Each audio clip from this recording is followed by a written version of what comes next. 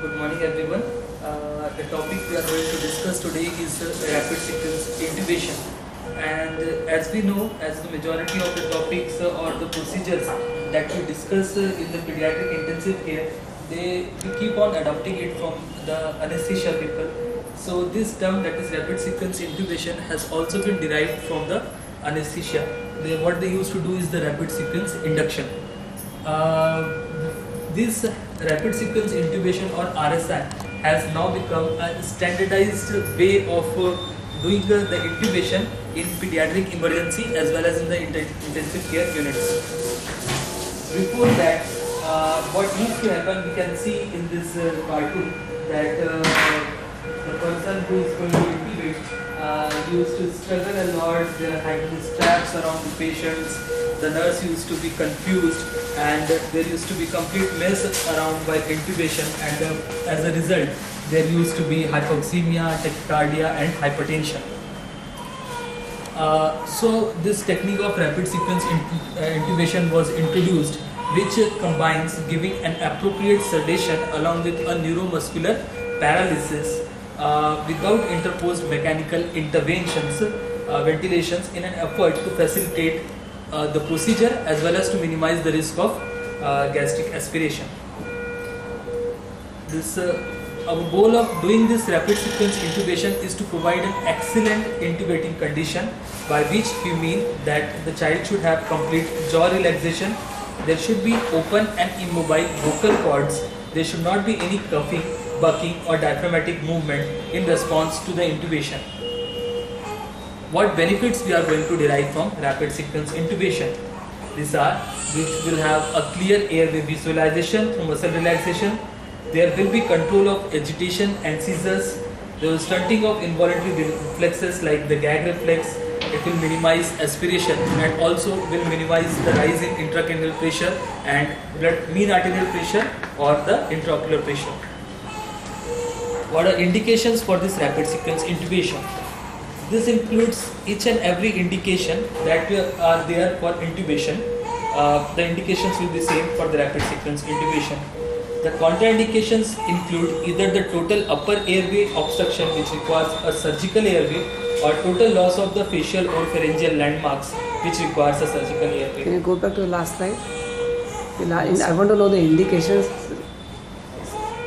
The indications for rapid sequence intubation are all the indications for intubation, like the failure to oxygenate or ventilate, or we are anticipating a clinical course which will require intubation for.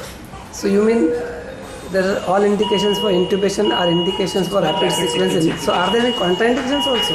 Yes, the contraindications include either this total upper airway obstruction or total loss of landmarks of the facial and oropharynx, which requires a surgical airway.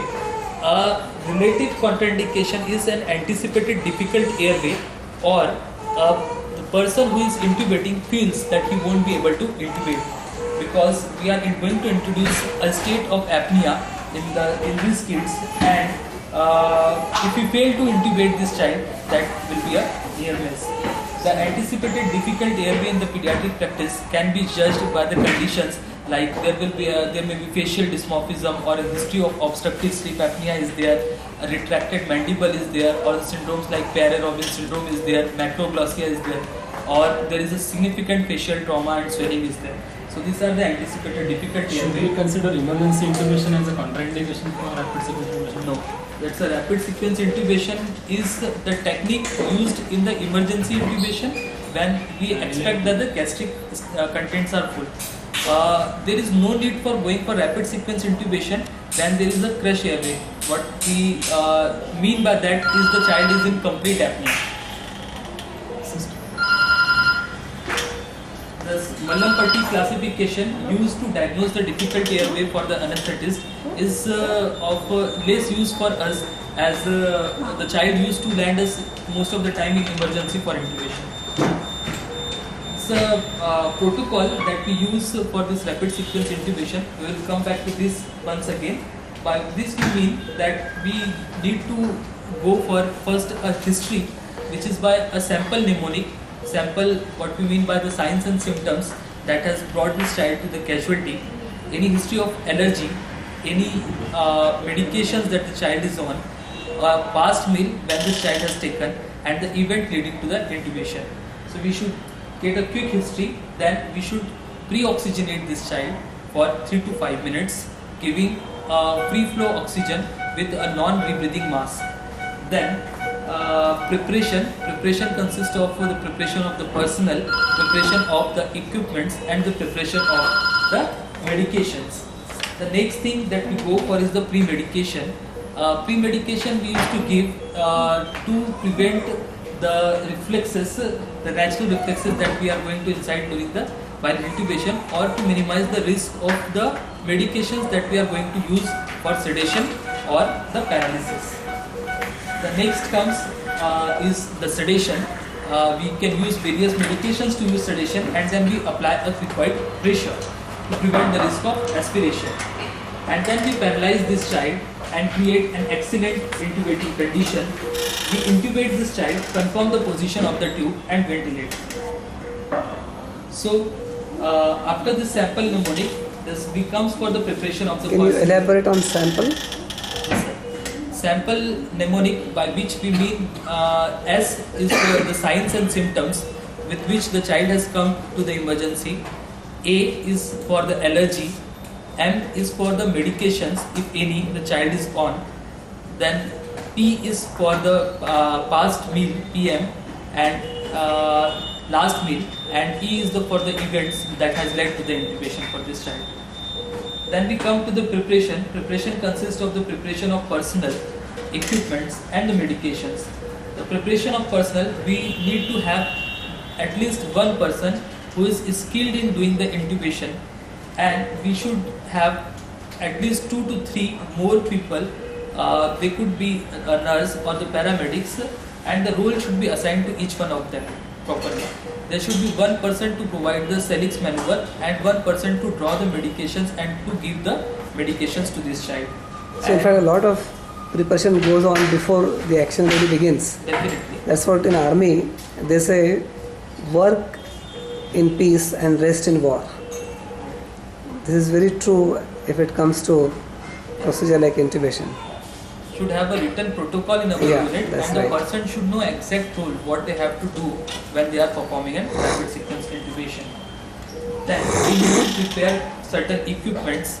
We need to have the monitor, we need to have an IV access, and we need to have an ambu mask, and all those equipments that are required to check whether your equipment is working properly, and the monitors for saturation probe, as well as the CO2 monitor, capnogram we should have. Drugs we should have, medications. There's a list of all the equipment that we should have: the oxygen source, suction, oral airway, bag wall mask assembly, endotracheal tubes, laryngoscope blade, CO2 detector.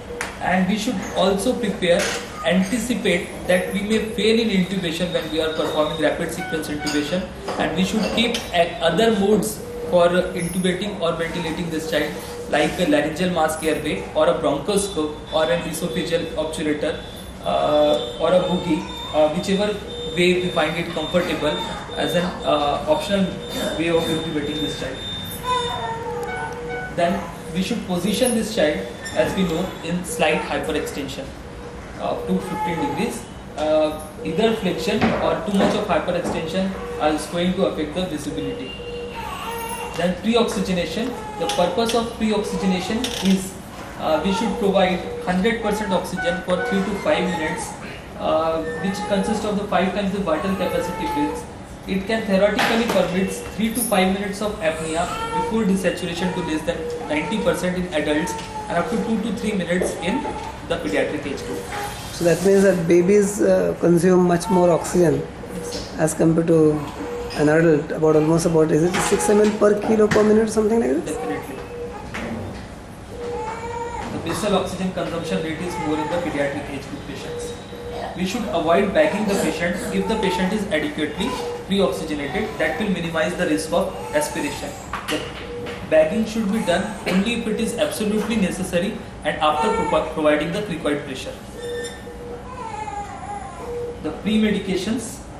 The goal of giving the pre-medication is to blunt the patient's physiologic response to the intubation.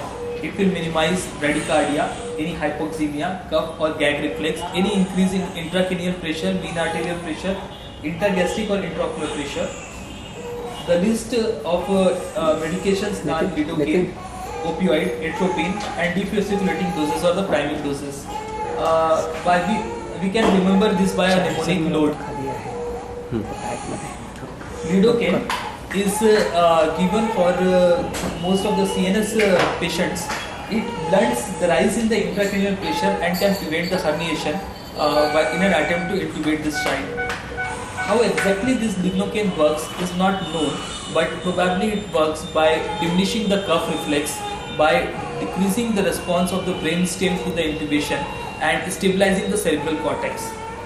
And the dose is 1.5 to 3 milligram per kg intravenous, that's to be given slowly over 30 to 60 seconds. We should be careful that we should not use the lignocaine containing the adrenaline. It should be plain lignocaine 2% that comes with concentration of 20 And you are saying seconds is important. Yes. Then the second medication is atropine.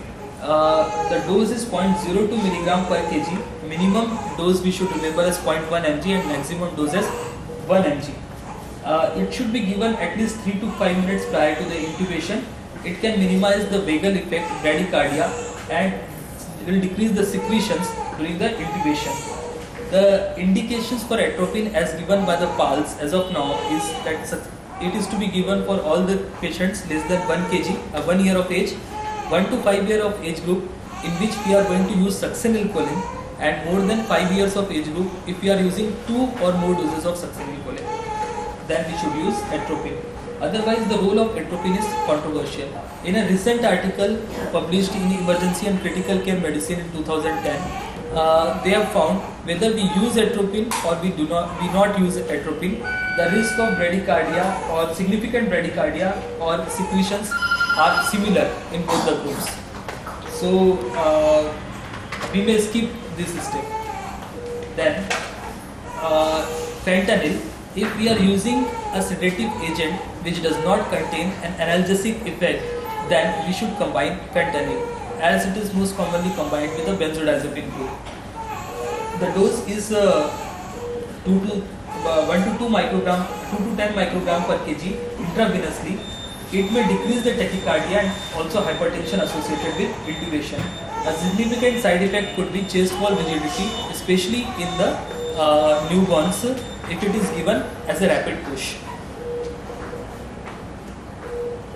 Then defasciculating doses, if we are using succinylcholine, a depolarizing agent, as a muscle relaxant, then we can use a defasciculating dose of a non-depolarizing blocking agent like vacuronium, pancuronium or rocuronium, but the dose is 1/10 of the dose we use for the paralysis.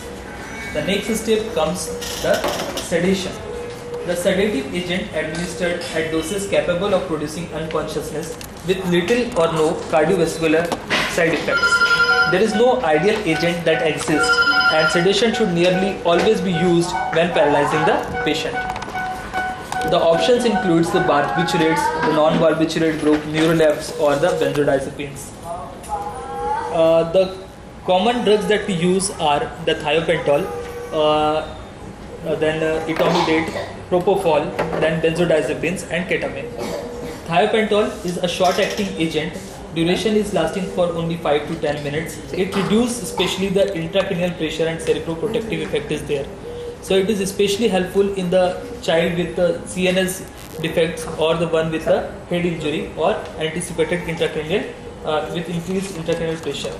The problem is with a significant cardiovascular side effect in the form of hypotension. Also, we are not able to use in bronchial asthma as it causes the bronchospasm. Etomidate, which is a non-barbiturate hypnotic, is with the least hemodynamic side effects, and it is the most preferred sedative agent nowadays that is used both in the pediatric as well as in the adult age group. It also decreases intracranial and intraocular pressure, and there is no histamine release. However, it increases the seizure threshold as well. However, we should watch for the myoclonus and vomiting. It may decrease the cortisol synthesis, but a single shot of etomidate, when a study was conducted and was published in the Critical Care Medicine Journal in 2010 again, they found that when compared with the benzodiazepine, etomidate decreases the adrenal functions. Cortisol levels are decreased by 4 hours, but it is completely recoverable by 24 hours of after giving the dose. So the single dose of etomidate is with the least adrenal suppression. That was the conclusion, and it can be safely used for rapid sequence intubation. The dose is 0.3 milligram per kg, but as a sedative agent, it is less powerful as compared with the thiopental and propofol. Propofol again is a very good drug. It is used as an alternative agent to thiopental, etomidate or a benzodiazepine. It has an extremely rapid response, but it can cause profound hypotension. That is a significant side effect. Used in the doses of 1 to 3 milligram per kg IV for induction. Ketamine, which is a dissociative anesthetic, it has a rapid onset and short duration. It is especially useful in asthmatics as it's a powerful bronchodilator, but it increases intracranial pressure, intraocular pressure as well as intragastric pressure. It also increases mean arterial pressure. So has some benefit in the patients with shock, but we should avoid it in the patients with raised intracranial pressure or with the aortic dissection. It also causes sometimes the emergence phenomenon, but it is rare in less than 10 years of age group. The dose we use is 0.5 to 2 milligram per kg. Amongst the benzodiazepine, the drug of choice is midazolam, as it has a very rapid onset and short duration of action. It can lead to respiratory and cardiovascular depression. The special mention here for the midazolam is the dose that we use for the sedation for other purpose and for rapid sequence intubation differs, and the people say that the dose should be at least 0.2 to 0.4 mg per kg rather than the usual dose that we use is a 0.1 mg per kg for rapid sequence intubation, because the usual doses fail to produce a sufficient level of sedation that is required for intubation. For the paralyzing agents, we use neurovascular blocking agents, which are of two types: depolarizing agent, which includes succinylcholine, and non-depolarizing agent, amongst which commonly we use rocuronium followed by vicuronium and etracronium. Succinylcholine, it stimulates nicotinic or muscarinic cholinergic receptors and has been gold standard for last 50 years. It is used both in the adults as well as in the pediatric agents, and it's inactivated rapidly by pseudocholinesterase. This succinylcholine, there are lots of adverse effects have been talked about succinylcholine, and recently is less commonly used in the pediatric age group. The adverse effects are muscle fasciculation, hyperkalemia, bradycardia, prolonged neurovascular blockage. There could be significant trismus and rare complication in the form of malignant hyperthermia. Now the controversy about its use in pediatric age group was recently discussed in an article again published in 2010 in Emergency Critical Care Medicine Journal, which argues that these complications can be anticipated. Like a common complication of hyperkalemia can be anticipated if a person is having significant trauma, or there is a massive burn injury, or the person with the muscle dystrophy. We can anticipate that these patients are going to go in hyperkalemia, and we should avoid the use of succinylcholine in these patients. Again, we can predict sometimes the risk of malignant hyperthermia if there had been a previous episode of the same in some patients, and we should avoid this. A real complication that we had discussed earlier as well, that it can cause significant trismus and can lead to a very difficult intubation.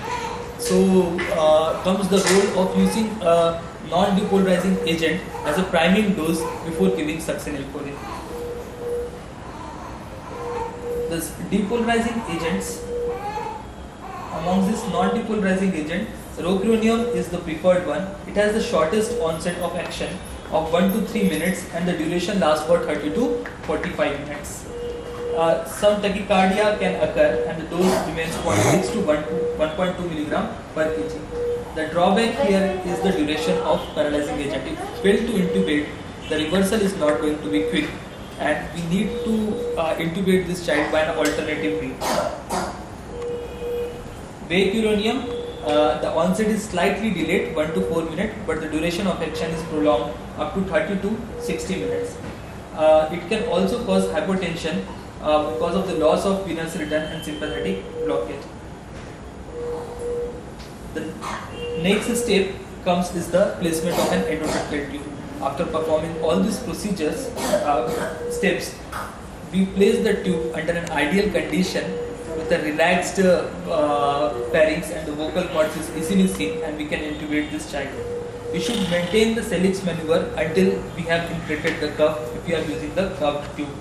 We should ventilate with the bag and mask assembly after bag wall mask assembly if at all required. We should confirm the tube placement by listening to the breath sounds on both the sides. A rise in the heart rate as well as the saturation should be seen, and we can confirm the tube placement by a chest X-ray as well as by the capnogram. Would you recommend a lateral view also for an X-ray? Yes, sir. Would you Lateral- yeah. It's not routinely recommended. In the AP view only, we can confirm the tube placement. Right. Post intubation, we should secure the tube. We should go for the continuous monitors of the vitals. We should use pulse ox and capnogram, and we can obtain a chest X-ray (ABG). And we should consider a long-term sedation once we have intubated this child. Yeah, that is an excellent presentation, really. The issue of use of atropine. Yes, sir. You have very clearly said that there is no evidence to suggest that whether it would make a big difference, right? This point needs to be stressed. I mean, it's an individual choice. Chandrasekhar, anything you want to say something about this? Any question? No, any question on this? I want to discuss one point, which is just you mentioned reversal of fentanyl. Right. That we have to, Yeah. if there is expected side effect of chest rigidity or not. But whatever given in the literature is a comparison for morphine and naloxone is given. And Yes. as compared to morphine, fentanyl is almost 20 to 50 times potent. In that case, what will be the exact dose of naloxone? I have not found personally. And then I have tried in 2-3 babies for reversal of fentanyl. And naloxone doesn't work actually in that case because that falls less as compared to the potency is more.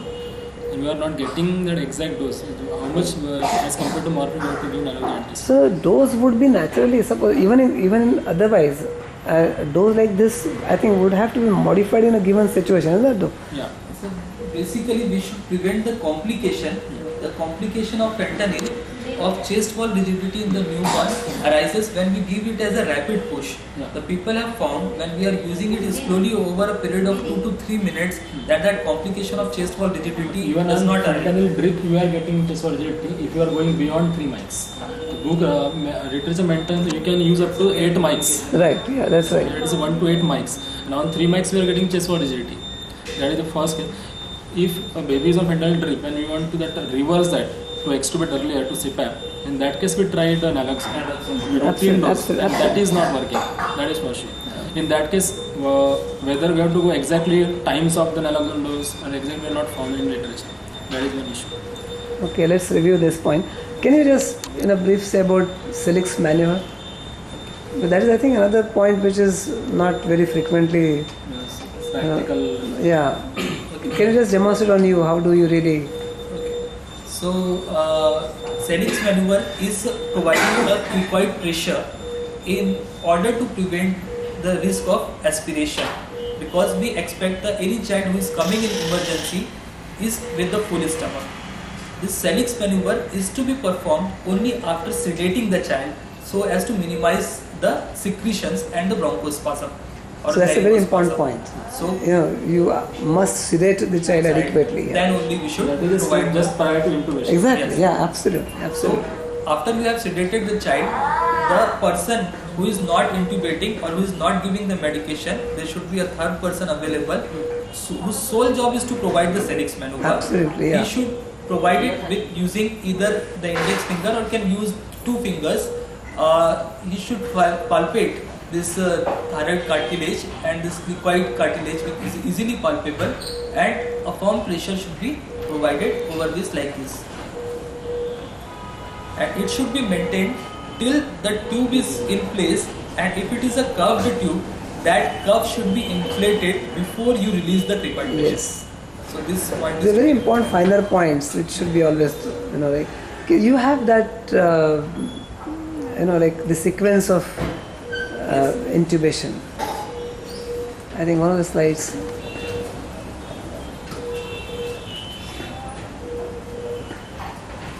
Yeah, that's right. This slide summarizes the whole procedure of rapid sequence intubation. First, we And should time is assess- important, right? Yes, sir. The time we used to take 6 to 7 minutes as a whole for providing this rapid sequence Yes. intubation. One should quickly assess this child and take the history by sample mnemonic, pre-oxygenate this child, and then should prepare with at least 2 IV access, the equipments, personals, and the medication should be ready. And all the medications with the appropriate doses should be arranged in sequence whatsoever we are going to use in a particular situation. Pre-medication should be given thereafter in the form of lignocaine or atropine. Then should be followed by the sedation. The use of the sedative agent should be as per the situation. If there is no shock, head injury or asthma, then we can use any of the drugs like thiopentol, etomidate, propofol or midazolam. In case of At this the shock, moment, how about propofol? What is its present status? yes, Sir, less than 3 years. Propofol people say is to be used as an alternative sedative agent to thiopentol and etomidate. Any age issue? Age also, people say less than 3 years of age group, the propofol is to be used with caution. Okay. So there's a bit of red flag here. Yes, sir. Okay. So that is no shock, head injury or asthma, Then we can choose any of the agents, right? preferably thiopentol, etomidate, Or as followed propofol. by propofol and midazolam. If there is a situation of shock without any head trauma and asthma, then propofol and thiopentol, which are with significant hemodynamic compromise side as a side effect, etomidate comes as a preference, followed by midazolam. We can also consider in this situation to use ketamine, and Right. we may also avoid any sedation. Yeah, It's a that's- rare situation Yeah. in which if there is a significant hypotension, we may avoid sedation as well. Then comes a situation of head trauma without shock and asthma, where the concern is of the raised intracranial pressure and brainstem herniation. The preference here is for the thiopentol followed by etomidate. Then the next situation is of a child with asthma without shock and head trauma. Ketamine comes as a preference in this condition, followed by etomidate. So let's summarize. Asthma, pure and simple, ketamine. Ketamine, Head trauma, pure and simple, thiopentol. You have a shock, pure and simple, etomidate or etomidate, or you might think of, as you rightly say, no sedation. And if there is no shock, there is an injury or asthma, thiopentol. ketamine. Okay. Then Then after yeah. sedation, we should apply the required pressure, and we should maintain it and provide a neuromuscular blocking agent. After the child has gone with a complete neuromuscular paralysis, the points we mentioned earlier, we should perform endotracheal intubation. We should secure the endotracheal tube and inflate the cup and remove the required pressure, and we should confirm the tube placement. Right, thank you, Anand. It was a great presentation. We are in the PICU of Sri Nursing Home, and this is Thursday morning. This is Dr. Nitin, our physiology chap, and this is Dr. Chandrasekhar. Thank you.